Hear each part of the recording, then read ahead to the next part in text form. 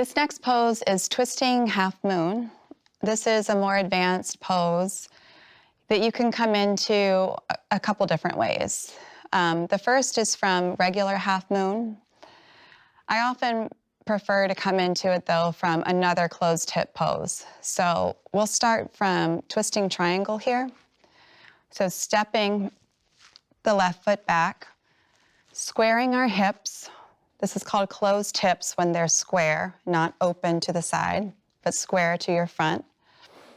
And then bringing the left hand down, just like we would for a twisting triangle.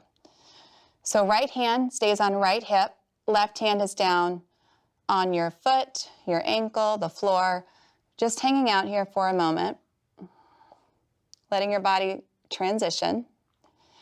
And then what we'll do is bend the front knee, shift your left hand forward, weight comes onto your right leg, lift the left leg up, and then start to rotate your chest to the side. So the key here is not to forget about that back leg. So that back leg, the inner thigh lifts up. We're not opening, we're staying closed. Inner thigh lifts up. And then when or if you're ready, the right arm comes to the sky. So try to keep that standing leg straight and strong. If it's all right with the neck, you look up at the hand.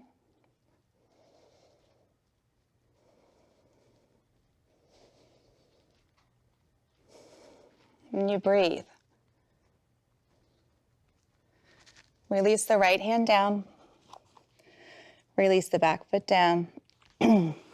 And then come up to stand, returning to mountain pose.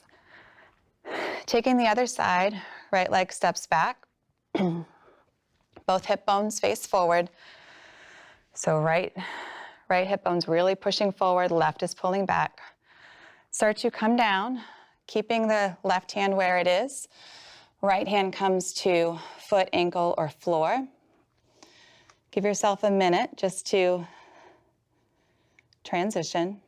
And then place the right hand in front of you, shifting, bending the front knee and shifting your weight onto your left foot, lifting the right foot to the sky. And there's an engagement in the core that happens as you lift.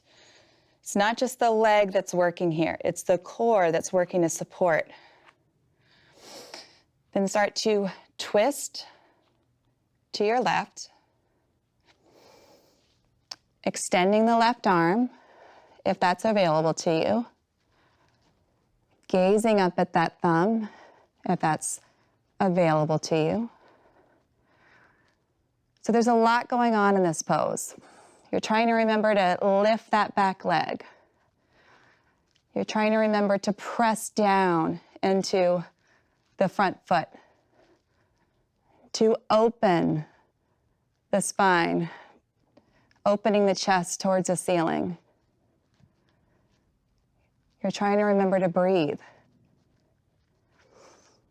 See, I'm not as flexible here, so it's a little harder for my leg to get high, but we just try. To close the pose, place the hand down, step back into your pyramid, and then back up into mountain. So this is half moon on the other side. We'll step back with the right foot this time, coming into pyramid pose. So not too long of a stance. Close the hips, left hip pulls back, left hand stays by left hip, right hand comes down. Take a moment to transition. And then when you're ready, bend the front knee, place the right hand in front of the left foot quite a bit, and then lift the right leg up. So notice that's open hips. This is closing the hips. It's a common thing we see is forgetting to lift the inner thigh of the right leg up.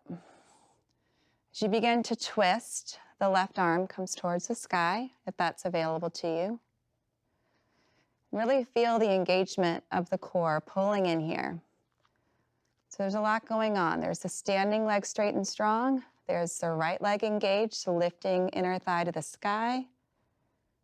Left hand reaching towards the sky, gazing up, twisting the entire spine.